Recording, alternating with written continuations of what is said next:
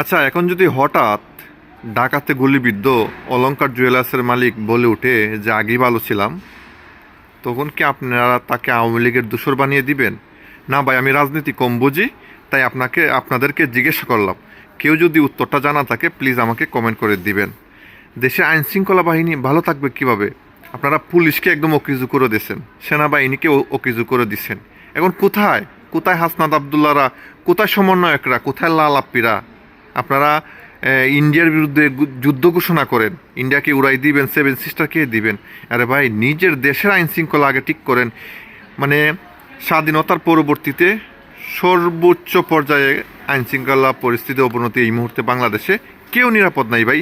প্রত্যেক দিন আজকে এক রাতের ভিতরে ঢাকাতে কতগুলা ঘটনা ঘটছে। কোথায় আপনারা? কোথায় এদেশে আইন শৃঙ্খলা বাহিনী? আর পুলিশ কিভাবে যাবে? পুলিশকে দইরা পিটানো হয়, পুলিশকে মায়েরা লটকানো হয়, তাহলে পুলিশ কেন যাবে ভাই?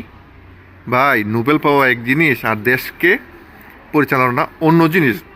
আমি কারো পক্ষ নিয়ে কথা বলতেছি না ভাই, আমি যৌক্তিক কথাগুলো বলতেছি। অতি বিলম্বে এই মুহূর্তে দেশে নির্বাচন দরকার। এই নোবেল জয়ীকে দিয়ে আর কোনো লাভ নাই ভাই।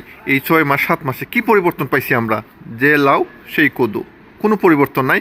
বরংস বাংলাদেশের ইতিহাসে সর্বোচ্চ এবং সর্বোচ্চ পর্যায়ে আইন শৃঙ্খলা পরিস্থিতির অবনতি হয়েছে, এবং সামনে এটা কোথায় গিয়ে দাঁড়াবে একমাত্র আল্লাহ ছাড়া কেউ বলতে পারেন না।